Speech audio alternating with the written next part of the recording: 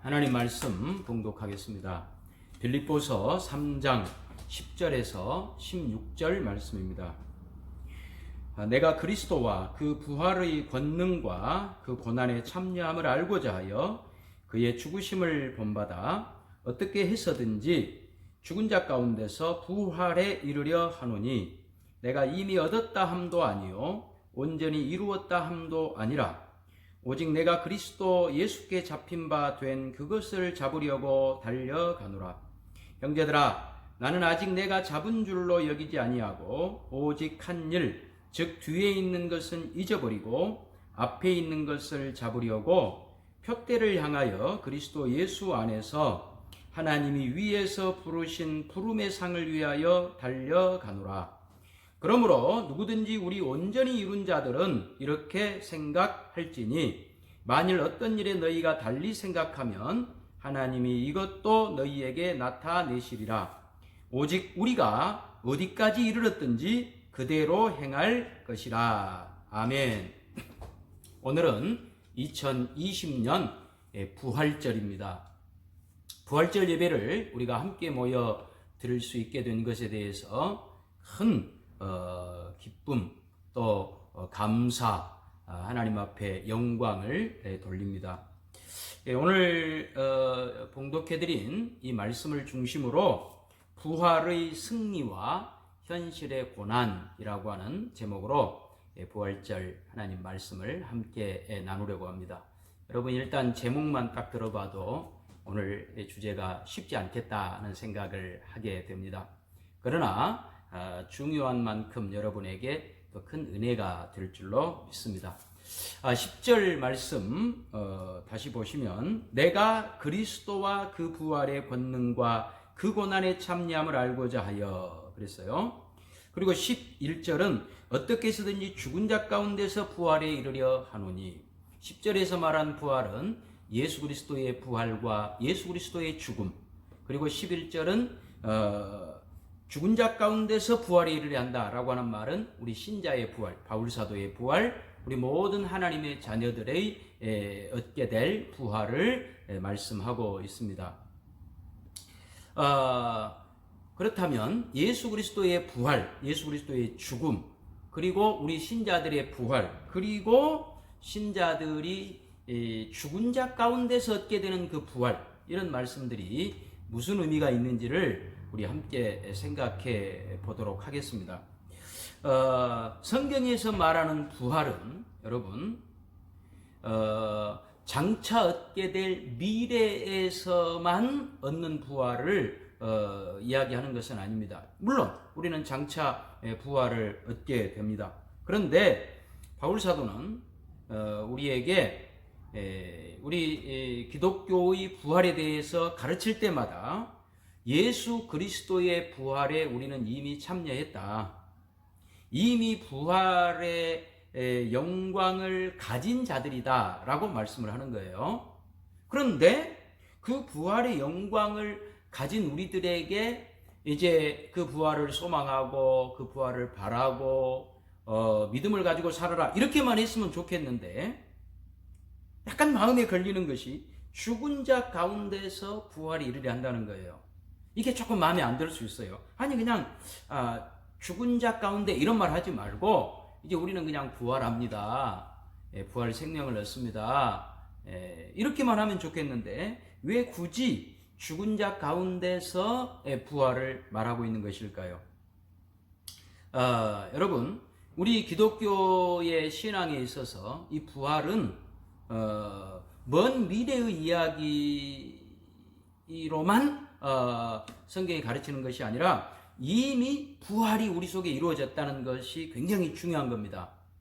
그래서 우리 기독교 신앙을 종말론적 신앙이다 라고 말하는 거예요. 그 말이 무슨 말이냐면 종말론적이라고 하는 말은 우리가 나중에 죽어봐야 천국이 있는지 없는지 부활하게 될지 안 하게 될지 그것을 나중에 죽어보고 나서 아는 것이 아니라 죽기 전에 이미 우리는 알고 있다는 거죠.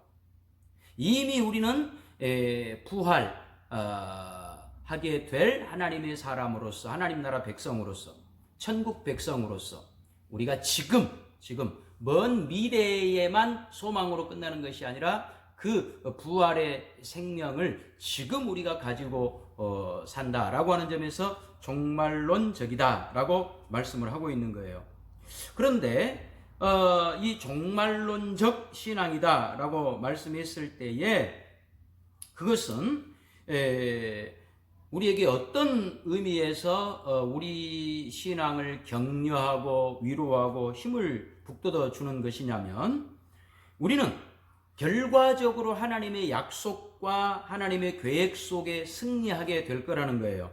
그러니 현재 우리가 조금 무능하고 부족하고 못났다 할지라도 기죽지 말라 하는 겁니다. 이게 끝이 아니라는 거예요. 여러분은 결국 이기고야 말 것이다. 승리하고야 말 것이다. 그러니 여러분들은 힘을 내십시오. 이것이 종말론적 신앙이라고 하는 내용이다 이 말입니다. 그러면 이제 이런 질문이 생기는 거예요. 그러면 빨리 그 승리에 우리가 도달하면 좋겠는데 우리의 현실은 굉장히 어렵거든요. 힘들거든요. 우리가 지금 거의 한 달 반 만에 오늘 예배당에 모였는데 이렇게 한번 모이는 것도 쉽지가 않지 않습니까? 우리가 이렇게 예배 드리는 것뿐만 아니라 우리의 삶이라고 하는 것은 훨씬 더 어렵죠. 쉽지 않죠. 매일매일 어려운 전쟁터와 같은 그런 삶의 연속 아닙니까? 그렇다면 지금 우리가 당하고 있는 이런 고난, 이런 어려움들이 속히 없어져 버리고 빨리 그 영광의 부활의 이 나라의 구원의 완성에 참여하면 좋겠는데 왜 이렇게 우리는 이 고난의 시간들을 지나가야만 하는가? 이제 이런 중요한 질문이 생기는 겁니다. 여러분 마음속에 그런 질문이 생기지 않습니까? 그렇죠? 이런 고난들은 의미가 없냐는 거예요. 여기에 대해서 바울 사도는 그리스도의 부활의 그 권능과 동일한 선상에 무엇을 놓고 있냐면 그리스도의 고난을 소개하고 있는 거예요. 여러분 10절을 다시 보세요. 내가 그리스도와 그 부활의 권능과 그 고난에 참여함을 알고자 하여, 그랬지 않습니까? 그러니까 여러분 장차 얻게 될 부활이 소중해요. 그리고 우리는 이미 그 부활 생명을 가진 자로 살아요. 종말론적 신앙이죠. 그 부활 생명이 우리 속에 있어요. 그러면 그 얻게 될 부활 생명 승리를 확신하고 그 승리를 누리면서 사는 것이 중요하지만 그건 못지않게 소중한 것이 뭐냐면 지금 우리가 겪고 있는 이 고난, 그렇죠? 이 고난도 우리가 장차 얻게 될 부활만큼 소중하다라고 우리에게 말씀하고 있는 거예요. 여러분 말씀 이해가 되세요? 아직 이해가 안 되실 겁니다. 조금 더 들어보셔야 되겠죠. 여러분 집중해서 말씀을 잘 들어주실 것을 부탁을 드립니다.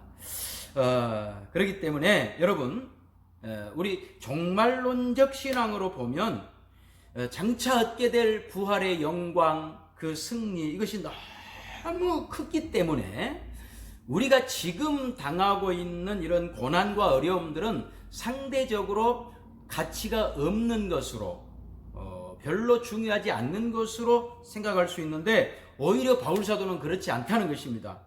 그 부활에 가기 위해서는, 그 부활의 영광에 가기 위해서는 반드시 고난과 죽음을 통과해야만 한다라고 말씀하고 있는 것입니다. 그러면 왜 그래야만 되느냐라고 하는 질문이 또 하나 생기지 않겠습니까? 그렇죠? 종말론적으로 이미 부활과 승리가 우리에게 확보되어져 있다면 우리는 이미 승리한 사람들이고 부활의 기쁨에 참여한 사람들이라면 곧장 그곳으로 하나님 인도하시지 왜 현실의 고난을 거쳐서 그 길을 가야만 한다고 바울 사도는 고집하고 있을까요? 큰 의문점이 아닐 수 없습니다. 여기에 여러분 지금 중요한 오늘 말씀의 핵심 내용이 있습니다. 우리 신앙의 비밀이 있습니다. 여러분 마음을 꼭 모아 주셔야 됩니다. 집중하셔야 됩니다. 사실 우리는 예수 그리스도의 부활에 참여했습니다. 예수님이 지금으로부터 약 2000년 전에 역사적으로 부활하셨고, 또 성령께서 예수 그리스도의 그 부활하심에 우리가 믿음으로 참여하게 하심으로 역사적으로나 믿음으로나 우리는 예수 그리스도의 부활에 이미 동참한 사람들입니다. 이것이 성경의 가르침입니다. 그런데 이 예수 그리스도의 부활을 가진 우리들은 누구도 이제 우리를 무너뜨릴 수 없습니다. 환난이나 적신이나 기근이나 위험이나 칼이나 코로나19나 어떤 바이러스나 그 무엇도 부활 생명을 가진 우리들을 하나님의 사랑에서 이 구원의 완성의 자리로부터 누구도 우리를 무너뜨릴 수 없는 확고부동한 신분을 여러분들이 가진 것입니다. 그렇게만 가면 얼마나 좋겠어요. 그런데 그런 확실한 부활 생명을 가진 우리들에게 이 부활에 이르는 필수 코스로서 고난이 있다고 말합니다. 고난. 여러분, 마치 예수 그리스도께서 부활하시기 직전에, 부활의 영광을 이루시기 직전에 죽음이 있었다는 거예요. 그러면 우리는 예수님은 그냥 그 죽음은 부활로 가기 위한 하나의 과정이었고, 우리들은 예수를 믿는 우리들은 그 죽음, 고난이 없이 바로 부활로 가면 좋겠잖아요. 바울서도 그렇게 우리에게 하면 얼마나 좋겠습니까? 우리 기분도 좋고. 그러나 그것이 아니라는 거죠. 예수님께서 부활의 영광에 가기 위하여 필수 코스로 고난을 통과했듯이 지금 우리 이미 부활을 확보한 부활의 영광과 승리와 기쁨을 확보한 우리들이 그 필요 없을 것 같은 예수 그리스도의 죽으심의 고난이 우리들에게 그 부활의 영광만큼 필수적으로 필요한 과정이라고 말씀한다는 거예요, 여러분. 왜 이렇게 성경은 이야기하고 있는가? 왜 이렇게 이야기하고 있는가? 여러분, 오늘 말씀을 잘 여러분 들어주셔야 돼요. 예수 그리스도께서 십자가에 죽으실 때 그 죽으심이 단지 우리의 죄를 대신해서만 죽은 것이 아니라 예수님은 우리와 함께 죽으셨어요. 우리를 대신해서 죽으신 그 죽음을 대속적 죽음이라고 그러는데, 대속적 죽음으로서만 죽으신 것이 아니라 예수님이 우리를 품에 안고 죽으신 거예요. 그러면 그때 우리는 어떤 우리였느냐 하면 죄인인 우리다 이 말입니다. 죄인인 우리. 예수님이 우리와 함께 우리 죽어주시지 않았다면 우리 속에 있는 죄가 해결받을 수 없는, 해결의 방법이 없는 그런 죄인들이었어요. 그런 죄인들인 우리와 함께 죽어주신 거예요. 대신 죽어주실 뿐만 아니라 함께 죽어주셨다는 것을 여러분 꼭 기억해 주셔야 됩니다. 그래서 예수 그리스도께서 십자가의 죽으심이 우리와 함께 죽으셨기 때문에, 그래서 우리가 예수님과 함께 부활의 영광에 참여한 것처럼 지금 우리는 예수님의 부활의 승리와 영광과 기쁨과 그 분명한 부활의 생명을 가진 우리들이지만, 그러나 우리에게 이제 무엇을 요구하시냐면 예수님이 죄인인 우리들을 품으셨듯이 이제 우리가 우리 아닌 예수님께서 품으셨던, 죄인을 품으셨던 것과 똑같은 그런 자세로 우리가 죄인들을 품어야 된다는 거예요. 그것이 우리에게 고난이라 이 말이죠. 그 고난, 그 죽음, 이것이 우리가 지금 가지고 있는 그 부활의 영광만큼이나 소중하다는 거예요. 여러분 아시겠어요? 오늘 제가 마스크를 쓰고 설교를 할 수 없어서 이렇게 동영상으로 미리 녹화를 해서 설교를 지금 들려드리고 있어요. 여러분이 못 알아들었으면 다시 한번 제가 설명을 해야 되는데 잘 알아들었을 줄로 알아요. 여러분 그래서 부활의 진정한 영광과 기쁨은 예수 그리스도께서 죽음의 고난을 통과해서 얻게 된 그 부활처럼 우리들이 지금 가지고 있는 이 부활이 진정한 부활의 영광이 되고 기쁨이 되려면 나는 이제 예수 믿어서 부활하게 되었다. 나는 승리했다. 룰루랄라 찬송하고 기뻐하고 이것으로만 여러분이 부활을 알면 그 부활의 최고의 기쁨을 모른다는 거예요. 무엇을 알아야 된다고요? 그리스도의 그 죽으심. 예수님 우리를 위해 죽어주셨듯이 이제 우리가 저 죄인들을 품에 안고 그들을 위해서 죽어줄 수 있는 그 고난을 알아야 우리가 얻게 될 이 부활이 얼마나 영광스럽고 소중하고 기쁨의 부활인가를 여러분들이 알게 되신다는 거예요. 이해하셨을 줄로 믿습니다. 이해하셨을 줄로 믿습니다. 오늘 설교는 너무 중요합니다, 여러분. 왜 중요하냐면요.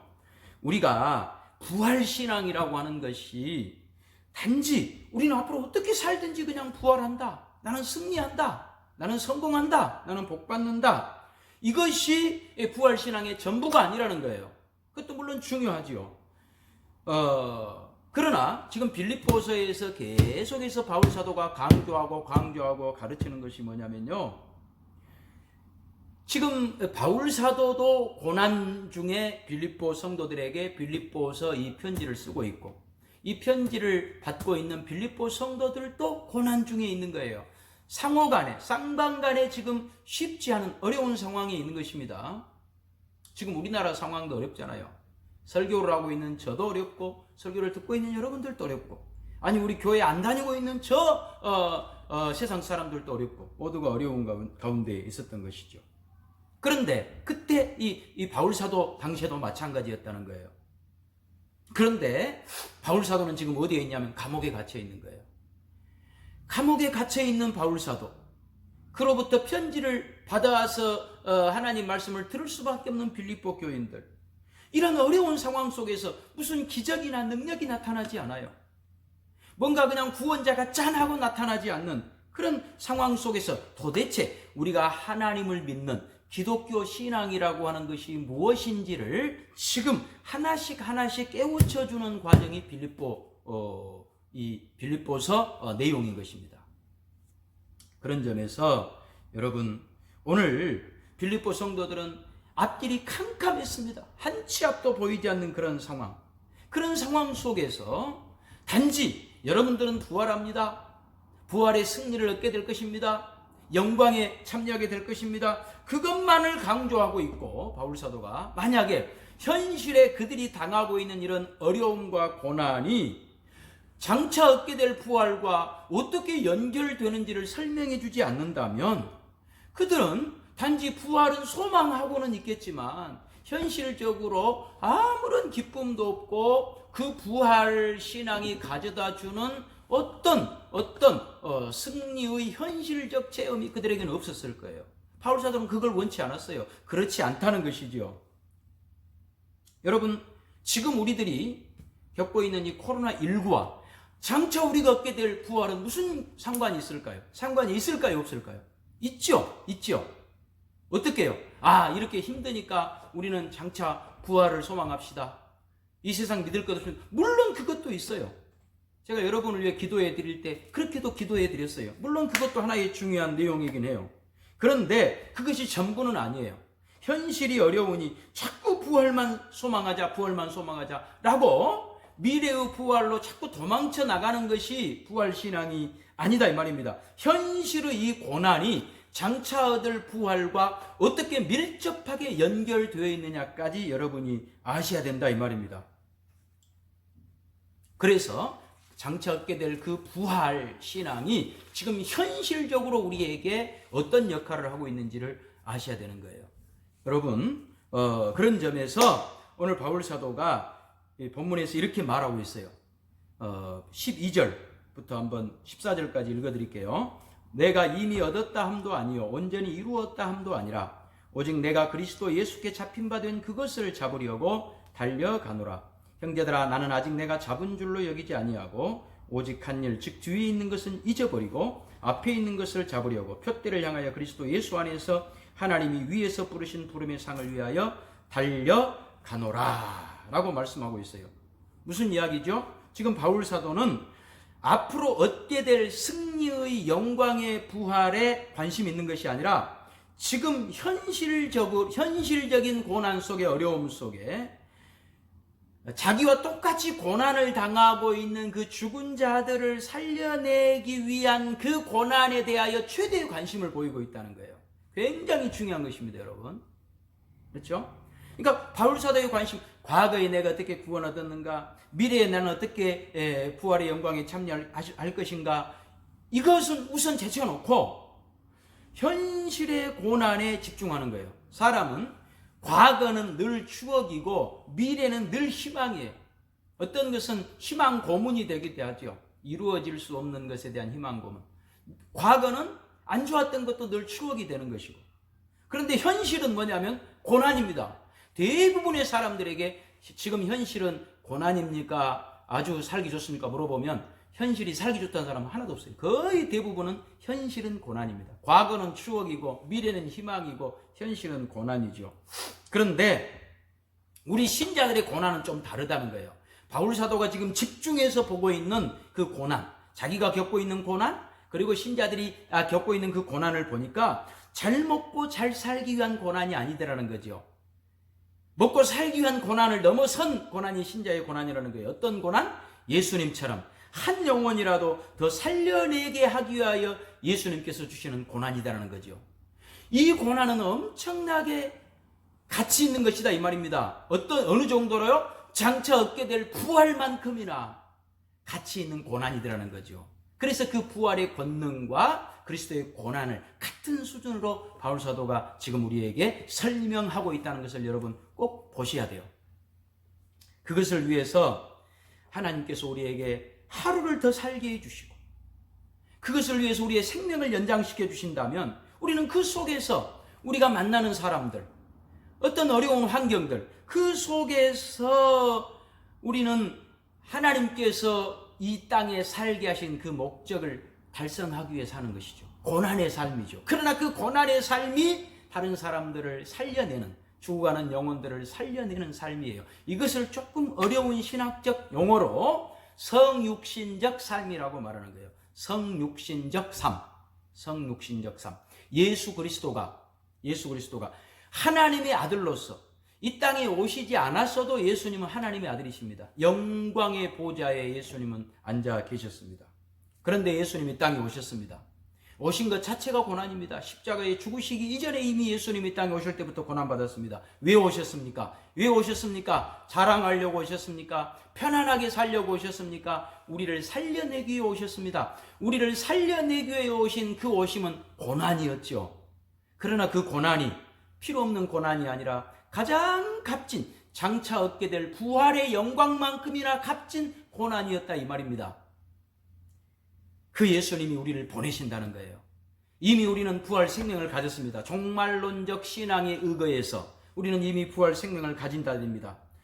우리는 가만히 있어도 이제 부활하게 될 것입니다. 영광을 누리게 될 것입니다. 여러분들은 소망을 가지셔도 좋습니다. 여러분들의 소망은 가짜가 아닙니다. 분명히 부활할 것입니다. 그러나 그 부활할 것만 가지고 만족하고 있는 것을 주님은 원치 아니하시고, 예수님이 하늘 보좌 버리시고 이 땅에 낮아지셔서 오셨던 것처럼 부활의 생명과 영광을 가진 우리들을 보내시면서 이제 네가 저 죽은 자들을 살려내는 그 일에 쓰임을 받아라.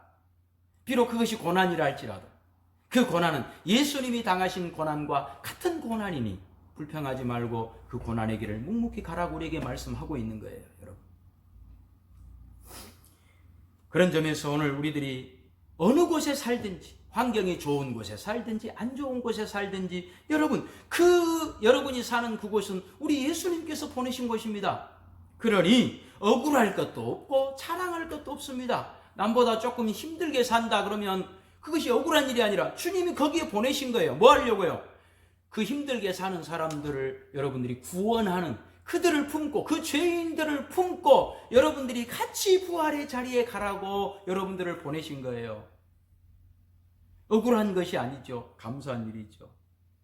하나님께서 여러분 얼마든지 고통 안 당하게 할 수 있습니다. 좋은 환경에 살게 할 수 있습니다. 그런데 왜 고통당하게 하시는가? 그래야 여러분들이 고통당하는 이웃을 만날 수 있기 때문에 그러는 것입니다. 그래서 그 고통 속에 있는 그 이웃을 여러분들이 구원하는 그 일에 하나님은 여러분들이 쓰임받기를 원하십니다. 여러분, 우리 교회의 역사를 보면요, 크게 하나님 앞에 쓰임받았던 어떤 인물도 고통 없이 그들의 신앙의 길을 갔던 사람은 한 사람도 없습니다. 왜 그러냐? 우리 기독교 신앙이라고 하는 것은요, 나 혼자 옳고 끝내는 것이 아닙니다. 저 관악산에 있는 소나무처럼 독야청청하리라, 나는 고상하다, 나는 깨끗하다, 나는 훌륭하다, 이것이 기독교 신앙이 아닌 거예요. 우리 기독교 신앙은 얼마나 많은 영혼들의 그 아픔에 우리가 공감을 하며 그들의 현실을 이해하며, 그래서 그 죄인들을 우리 가슴에 품고 그들과 함께 부활의 영광에 우리가 참여할 것인가, 이것이 부활신앙에 담겨있는 우리 기독교 신앙의 깊이와 높이와 그 넓이인 것입니다. 여러분들에게 그것을 요구합니다. 그런 하나님의 사람들이 되라고 우리에게 요구한 것입니다.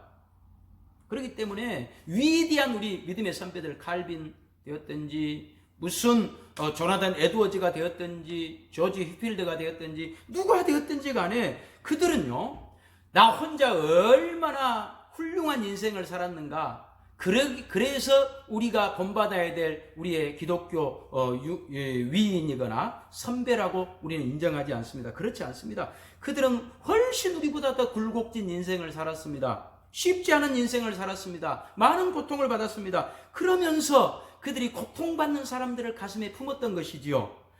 그래서 그 많은 신앙적 경험들로 인하여 더 많은 사람들을 그들은 품고 더 많은 사람들과 함께 고난을 통과하여 부활의 영광의 자리에 갈 수 있었던 것입니다. 그런 사람들이 다 우리 기독교의 위인들인 것입니다. 지금 우리 교회사에 남아있는 우리가 본받아야 될, 배워야 될 그런 우리들의 믿음의 선배들인 것이죠. 자기 혼자 깨끗하고 흠이 없는 기독교, 이것은 우리 기독교 신앙이 추구하는 고급한 그런 위치가 결코 아닙니다. 이런 것은 어떻게 보면 윤리적인 그런 유교적 윤리로서의 의로움일 가능성이 많아요. 우리는 대부분 유교적 그런 그 윤리관에 의하면 누가 더 흠이 없는가, 이것으로 따집니다. 누가 더 깨끗한가? 요즘에 선거철이다 보니 누가 더 깨끗한가? 누가 더 죄 안 지었는가? 물론 중요하죠. 깨끗하고 도덕적으로 윤리적으로 정직하다는 것 중요합니다. 그러나 우리 기독교는요, 누가 누구보다 흠이 없는가, 이것이 최고가 아니에요. 그렇다고 우리가 막 살자는 것이 아니라, 그것보다 우리 기독교에 더 중요한 것은요, 누가 흠이 없는가보다 더 중요한 것, 누가 더 많이 포용하는가, 누가 더 많은 사람들을 품는가, 이것이 우리 기독교 신앙의 핵심이라는 걸 여러분 아셔야 됩니다. 아시겠습니까? 여러분 아시겠어요? 꼭 기억하셔야 됩니다. 우리 기독교 신앙의 가치는 내가 얼마나 깨끗하냐에 있지 않습니다. 우리에게 얼마나 많은 용서가 필요한지를 아는가, 여기에 우리 기독교 신앙의 중요한 핵심적 가치가 들어있습니다. 그래서 우리 스스로도 용서가 필요한 사람들이라는 것을 알 뿐만 아니라 다른 사람들도 얼마나 용서가 필요한 사람들이라는 것을 아는 만큼 여러분의 신앙이 성장하는 것입니다. 용서하는 것, 품는 것, 이것이 기독교 신앙의 최고의 가치인 것입니다. 그런데 우리는 자꾸 유교적 윤리와 도덕성에 매달립니다. 도덕성은 다시 말씀드린다면 필요합니다. 필요 없는 것 아닙니다. 그러나 도덕성은 나 혼자 옳자고 아무도 끌어안지를 못합니다. 까마귀 노는 곳에 백로야 가지 마라. 내 몸에 더러운 거 묻을까 봐서 결코 가지 못합니다. 그래서 어떻게 쓰든지 내가 흠이 없어야 되고 욕 안 먹어야 되고 더러우면 안 되고 군자의 도, 학 같은 그런 군자의 도도한 그런 도를 추구하는 이것이 바로 유교적 윤리관일 것입니다. 그러나 우리 예수님은 그러지 않았습니다. 예수님은 이 땅에 오셔서 오해를 받으셨습니다. 죄인 중에 한 사람으로 취급을 받으셨습니다. 우리 모두는 예수님이 죽으실 때 그가 자기 죄 때문에 죽는 줄로 알았습니다. 온갖 오해를 다 당하셨습니다. 온갖 수모와 모욕을 다 당했습니다. 그것이 우리를 위해서 당하는 것인 줄 한 사람도 몰랐습니다. 예수님은 억울하게 예수님은 어찌 보면 가장 고난당하시고 가장 억울하게 죽으셨지만, 그러나 예수님이 나는 억울하다라고 말씀하신 곳이 성경에 한 군데도 없습니다. 내가 너희를 위해 죽으려고 왔는데 나를 몰라줘 이 왼수들아, 이렇게 하시지 않았습니다. 털 깎는 자 앞에 어린 양처럼, 토수장에 끌려가는 양처럼, 그럼에도 불구하고 잠잠히 입을 열지 아니하였도다.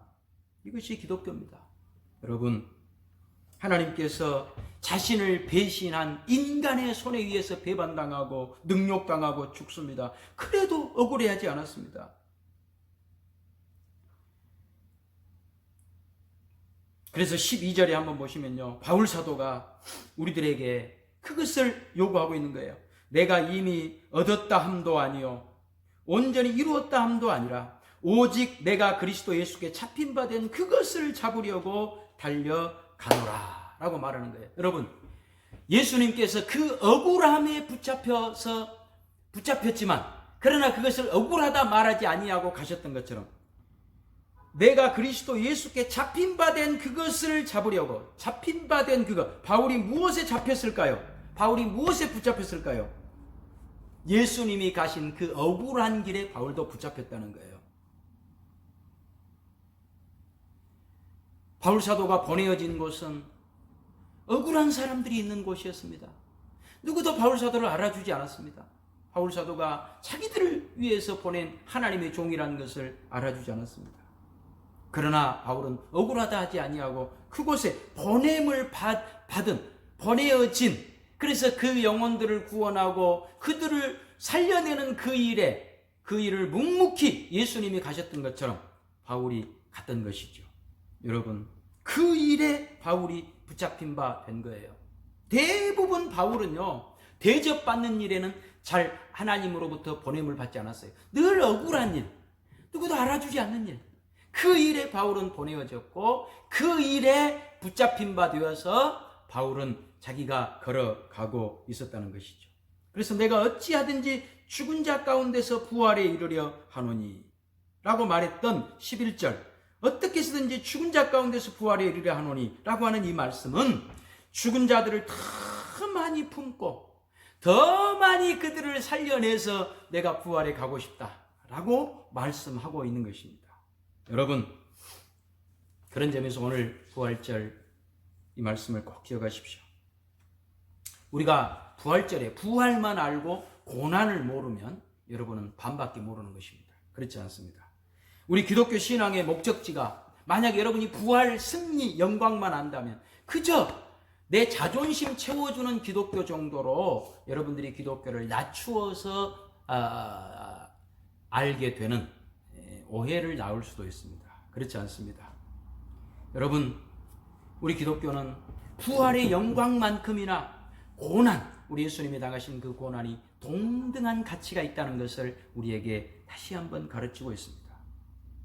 만약 우리가 현실적으로 죄인 하나를 품는 그런 고난은, 그런 어려움은 하나도 없고 늘 부활의 신앙과 부활의 영광만 추구한다면 여러분의 기도 제목은 이런 것이겠죠. 주님, 내 자존심 채워주세요.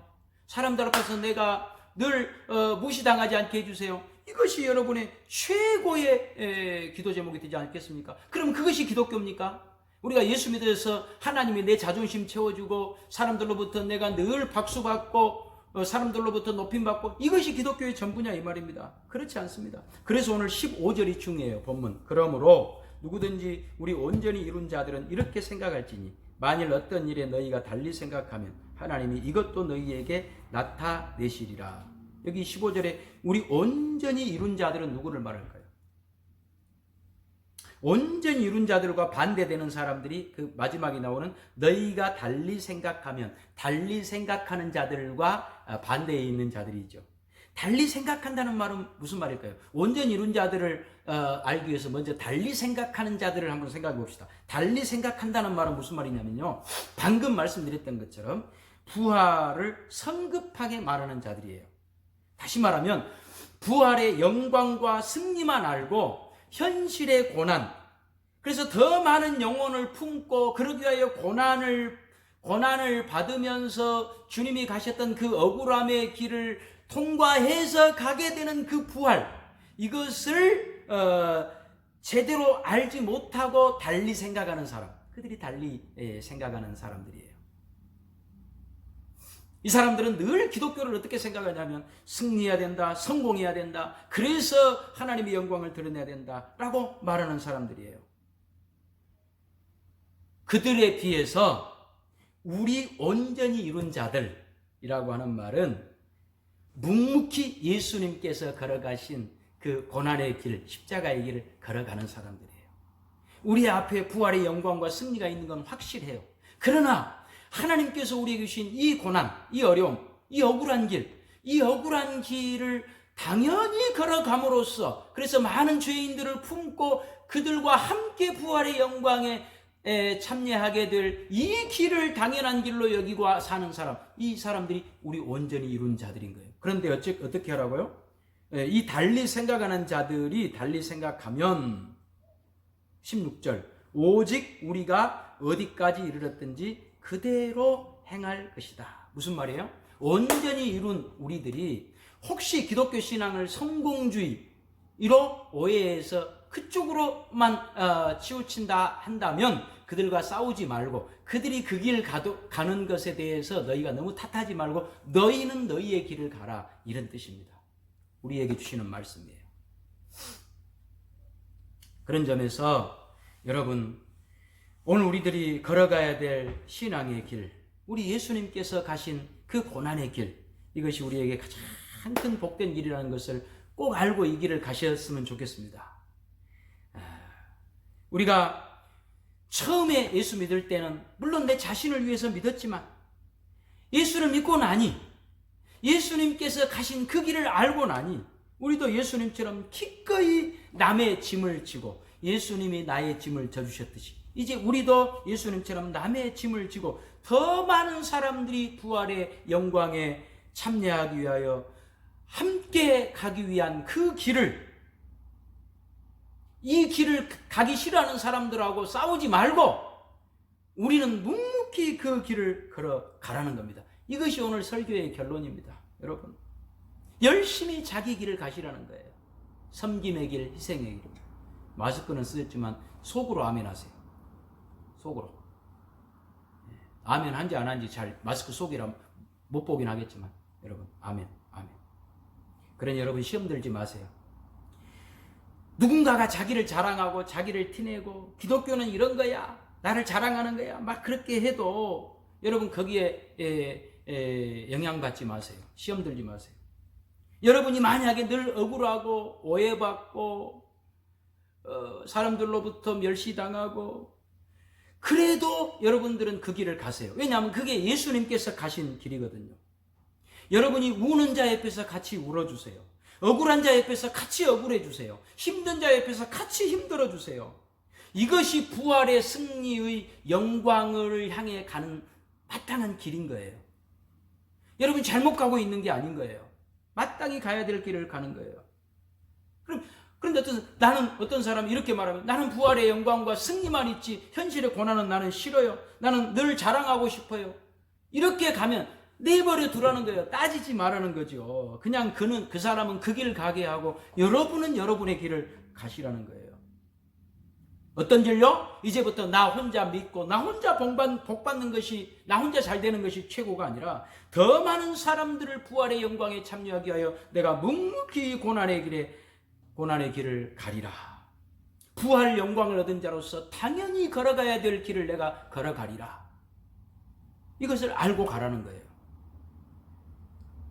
여러분, 오늘날 여러분들, 우리 신자들이 걸어가야 될 이 믿음의 길이 얼마나 복된 길인지를 여러분 꼭 기억하시기 바랍니다. 바울 사도의 길을 우리는 따라가는 겁니다. 그런데 오늘날 많은 사람들은요, 바울에 대해서 가장 많이 오해하고 있습니다. 바울의 영어식 표현이 폴이거든요. 미국에 가면 폴이라고 하는 사람들이 제일 많아요. 폴. 그냥 바울을 그만큼 좋아한다는 것이겠죠. 그런데 어떤 바울을 좋아하는지 저는 궁금해요. 2000년 전에 바울을 좋아하는지, 아니면 2000년이 지난 이 시대의 바울을 좋아하는지. 2000년 지난 이 시대의 바울은 어떤 바울이죠? 유명해진 바울이죠. 대통령보다 더 유명한 바울이죠. 그러나 2000년 전에 바울은 어떤 바울이었습니까? 억울함을 안고 가슴에 품고 묵묵히 걸어갔던 바울 아닙니까? 많은 사람들이 고난을 짊어지고 우는 자와 함께 울고 힘든 자와 함께 힘들면서 그 한 영혼이라도 같이 내가 부활에 참여하겠다고 하면서 섬기면서 희생하면서 걸어갔던 그 바울을 별로 좋아하는 사람은 없어요. 그러니까 바울 시대 당시에 바울은 별로 인기가 없었거든요. 지금 유명해졌으니까 유명해진 바울을 좋아한다는 거죠. 여러분, 이건 기독교가 아닙니다. 유명한 걸 좋아하는 것이 기독교입니까? 여러분은 예수님을 왜 믿습니까? 유명하니까 믿습니까? 예수님이 4대 성인 중에 한 분이니까 믿습니까? 그렇지 않습니다. 예수님 우리의 구원자이시기 때문에 믿습니다. 우리를 찾아오신 하나님이시기 때문에 믿습니다. 모든 것을 다 버리고 자존심마저도 다 버리고 이 땅에 오셔서 십자가의 그 수모와 그 죽음을 다 겪으시고 나를 살려주신, 나에게 생명을 주신 구원자, 그 예수님, 우리를 위해 죽으신 그 예수님을 우리는 믿는 것이죠. 그 예수님이 우리를 향해 이제 너희도 그 길을 가라고 말씀합니다. 이것이 부활절에 주시는 말씀입니다. 여러분, 부활 신앙을 가진 자로서 산다는 것은 결코 쉽지 않습니다. 이런 설교를 하면요, 저도 어렵고 듣는 여러분도 어렵습니다. 자꾸 성공주의로 도망가고 싶습니다. 여러분, 부활 신앙을 가지면 성공합니다. 빌딩 삽니다. 높아집니다. 라고 제가 여러분에게 설교하면, 아니 그렇게 안 돼도 들을 때는 기분은 좋잖아요. 아이고 내가 저 목사님 잘 대접해야 되겠다. 그러나 저처럼 부활신앙만큼이나 중요한 것이 고난입니다. 품는 것입니다. 억울함을 감수하는 것입니다. 이렇게 하면 설교하는 저도 어렵고 듣는 여러분도 어려워요. 그러나 이것이 성경이 가르치는 진짜 부활의 영광에 참여하는 우리들에게 주시는 말씀인 것입니다. 여러분, 우리 주님께서 여러분들에게 어떤 사람을 만나게 하시든, 여러분이 억울한 사람을 만나건 힘든 사람을 만나건 고난을 당하는 사람들을 만나건 주님이 만나게 해주신 사람들이고, 그들과 함께 고난받고 그들을 품고 걸어감으로써 얻게 되는 그 부활의 영광이 우리 주님이 약속하신 진정한 부활의 영광이라고 하는 사실을 꼭 기억하시기 바랍니다.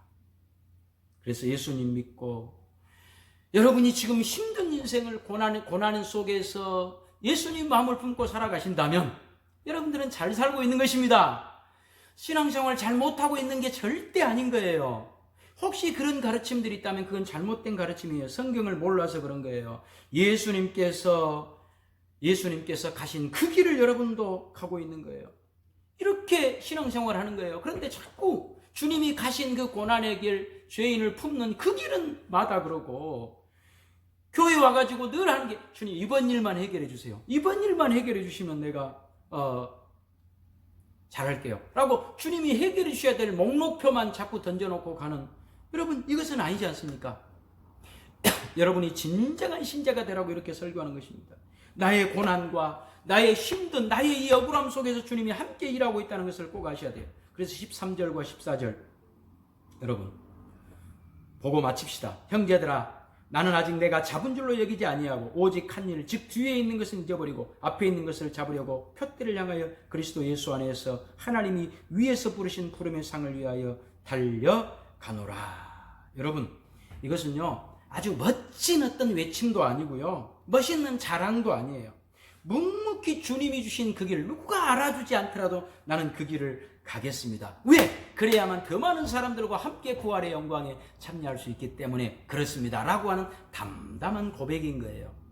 이것은 마치 빌립보 4장 13절에 내게 능력 주시니 안에서 내가 모든 것을 할 수 있습니다 라고 하는 고백과 같은 고백이에요. 그 고백도 오해하시면 안 됩니다. 무슨 막 나는 자랑할 수 있습니다 이런 말이 아니라요, 나에게 어떤 어려움, 어떤 오해, 어떤 억울함을 주신다 할지라도, 무슨 일을 당한다 할지라도 그것은 주님이 나에게 주신 가장 영광스러운 책임을 감당하는 그런 자리인 줄 알고 묵묵히 주님 제가 그 길을 가겠습니다.